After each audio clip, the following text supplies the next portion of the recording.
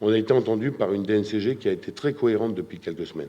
On a trouvé des solutions qui sont des solutions internes et autonomes. Ça veut dire qu'on a autofinancé notre passage à la DNCG. Alors vous allez dire, oui, vous avez vendu des joueurs. Ben oui, on a vendu des joueurs. C'est un acte de gestion normal quand ils sont bien vendus. J'aurais pu vendre des joueurs et récupérer beaucoup plus d'argent tout de suite si j'avais décidé de les brader. On l'a pas fait. On l'a pas fait. On l'a fait avec mes amis. On a réfléchi combien a une valeur tel joueur, tel joueur, tel joueur. Je peux vous dire que maintenant, il commence à y avoir depuis ce matin, comme par hasard, des clubs qui appellent pour nos joueurs. Et comme par hasard aussi, il y a des managers qui appellent pour envoyer des joueurs à Lens. On va faire une équipe, ne vous inquiétez pas, une équipe qui aura 23 joueurs dans l'effectif, c'est ce qui est prévu. Il y aura une équipe qui sera cohérente, on va faire du maximum. Mais on va aussi être prudent dans ce qu'on va faire On va essayer dans les 2 ans de remonter en L1. Je ne vous annonce pas aujourd'hui, on va remonter en L1 demain matin. On a pris une marche dans l'escalier, on va remonter l'escalier tranquillement, sereinement, avec nos forces, avec nos valeurs. On va travailler dans un budget qui est réduit, puisque le budget, même si ça ne veut pas dire grand-chose, il sera de 20 millions d'euros à peu près l'année prochaine. Mais le budget, y compris les masses salariales, on regardait ça aussi, j'en parlais avec les gens de la DNCG hier, même si elle est beaucoup plus faible, évidemment, qu'en L1, la masse salariale, elle sera supérieure à celle d'Angers l'année dernière, elle sera supérieure à celle de Nancy l'année dernière. On va pouvoir travailler, on se met au travail, on n'a jamais arrêté de travailler. Ce qui va se passer à partir de demain, c'est important, parce que toutes les forces vives vont se réunir pour travailler, pour bâtir l'équipe de Lens de demain. Accueillir nos joueurs qui arrivent demain, et puis repartir. Repartir comme on sait le faire. Et repartir, vous allez me poser la question, ça évitera de perdre du temps, l'entraîneur sera Antoine Camboiré l'année prochaine. Ça veut dire qu'aujourd'hui, on va repartir aussi, parce qu'Antoine, qui est quelqu'un que je respecte beaucoup, on est restés tous sur un échec dont lui. Il sait que ça va être difficile. C'est un gars qui est respectueux du club, qui est respectueux aussi. Il a un contrat, Antoine, encore de 1 an. Il ne vient pas contraint et forcé. J'étais ce matin très tôt avec lui pour en discuter. Et je peux vous dire que ça va. On va essayer de faire le maximum, tous ensemble, les forces vives, pour essayer de repartir, je dirais normalement, sereinement, avec un budget qui ne va pas être comme les années précédentes, comme l'année dernière, à dire comment on fait en 3 mois, comment on fait dans 4 mois, comment on fait en 5 mois. C'est un budget qui est adapté, qui a été proposé, qui a été accepté par les gens qui sont les gendarmes financiers du football français, en l'occurrence la DNCG. Je suis effectivement très content qu'hier soir, ils aient donné l'accord parce que tout le monde était dans cette attente. Le rôle d'Alain Percheron, c'est clair, il est venu pour parler des investissements des collectivités dans le stade. C'est pas ça qui a fait la balance, mais c'est important quand même, que les collectivités ont toujours été derrière le club, derrière le stade, même si le stade en est propriétaire par un bail amphithéotique. Mais tous les efforts qui ont été faits depuis 1 an, bon, ça a été un peu notre détriment parce qu'on a été joué à Amiens pendant 1 an, mais aujourd'hui on va récupérer un outil.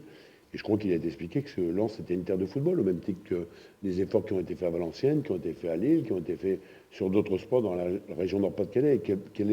Quel aurait pu être le meilleur ambassadeur de cette discussion que Daniel Percheron? Maintenant, derrière tout ce qui est chiffres, on y a travaillé depuis maintenant plusieurs jours, plusieurs semaines, en liaison avec les instances financières, de manière à dire voilà ce qu'on va faire, voilà ce qu'on va amener, voilà ce qu'on peut faire, voilà ce qu'on va faire, voilà ce qu'on va enlever, voilà ce qu'on va, etc. C'est un budget, c'est un budget d'entreprise qu'on a. Et le budget, il avait, très honnêtement, je vois pas comment le budget aurait pu être contesté hier. Mais ça a présenté des explications et de la méthodologie et des preuves par 9. Voilà. Je ne vais pas refaire l'histoire. L'histoire, tout le monde la connaît. L'histoire, elle est celle d'un actionnaire qui a sauvé le club, qui a amené près de 25 millions d'euros. Et l'histoire d'un actionnaire qui, malheureusement, est absent depuis maintenant plusieurs mois. Donc moi, je n'ai pas l'habitude de tirer sur les gens qui sont dans la difficulté. Donc je sais très bien que si Afis n'était pas venu, on ne serait même pas là en train de parler, vraisemblablement. Et en plus, je dirais que la décision n'a pas été prise uniquement par Javier Martel. Toutes les personnes compétentes et qui avaient autorité et qui ont cédé, à l'époque, bien entendu, on fait toutes les enquêtes nécessaires pour connaître exactement la situation d'Afis Mamadov. Ce que je peux reprocher à Afis Mamadov, c'est de ne pas nous avoir mis dans la confidence précise dès le mois de juin de l'année dernière, où on s'est trouvé dans une situation totalement ubuesque, avec un club qui remonte, qui laisse partir des joueurs, qui fait partir des joueurs et qui n'a pas le moyen de recruter. En attendant aussi jusqu'au mois de janvier des réponses vaines et pas de solution, on n'a pas réussi à recruter, sauf à ouvrir une petite porte, importante d'ailleurs, pour homologuer les contrats de nos jeunes. Personne ne pouvait prévoir ce qui s'est passé. Quelqu'un me disait hier, vous aviez une chance sur 10 000 de trouver Mamadov, et la même personne me dit, vous aviez une chance sur 1 million qu'on perde Mamadov. Ah, écoutez, c'est malheureusement ce qui s'est passé. Ça fait partie de la vie des entreprises et c'est tombé sur nous. Alors on peut dire pas de chance, on peut dire on aurait dû prévoir. Non, c'était pas prévisible. Et je maintiens une chose quand même que je répète devant tout le monde, et comme ça vous pourrez peut-être le relayer si vous le souhaitez, c'est que j'ai peut-être pas été bon en communication. Je m'en excuse. Je m'en excuse. Mais tout ce que j'ai dit, et beaucoup de personnes qui sont ici le savent bien, j'ai jamais menti une seule fois. Mais la situation était tellement compliquée que si on n'est pas, je dirais, dans un ésotérisme performant, on ne pouvait pas comprendre ce qui se passait. La preuve en est, c'est qu'à un moment donné, la DNCG a fait enquête sur les actions du président Gervais Martel et d'un autre. Pourquoi ils ont fait enquête?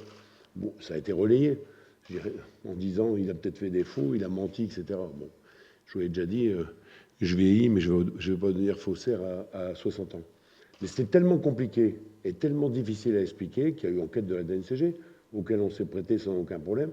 Je répète encore une fois, tout ce qui a été fait à bas coût, tout ce qui a été fait en liaison avec l'actionnaire, ça a été fait soit avec des dirigeants du club, soit fait en permanence avec un très grand cabinet d'avocats mondial qui a son siège à Paris, Clifford Chance, où ça a été fait avec des personnalités de l'État, notamment l'ambassadeur Pascal Meunier, que je remercie publiquement. Jamais, évidemment, je suis allé tout seul pour inventer ou pour dire, ou pour, sauf que c'était très compliqué. La preuve en est, à l'audition de la DNCG, on a sorti plus de 150 mails qui correspondaient aux échanges qu'on a pu avoir avec Baglan Group ou avec ce qui se passait en Azerbaïdjan. C'est un pays compliqué, ben, c'est comme ça. Ça veut dire qu'aujourd'hui, ben, on s'est débrouillé tout seul. Donc, premier point, ben, vous avez vu, j'ai pas vu non plus beaucoup de lignes, mais ça n'a pas grande importance. Au moins, j'ai été réhabilité, entre guillemets, pour ceux qui ont mis en doute, je dirais, les actions que j'ai pu faire. On a été réhabilité par la DNCG, ça c'est un premier point, mais surtout, on s'est débrouillé aussi tout seul, parce qu'avec un actionnaire qui fait défaut, il a bien fallu se débrouiller tout seul.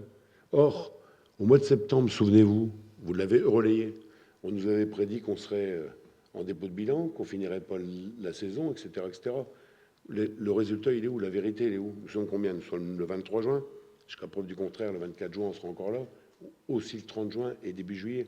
Parce qu'aujourd'hui, c'est notre rôle de savoir aussi faire face dans une situation de crise à des situations qui sont imprévisibles et compliquées. C'est ce qu'on a fait.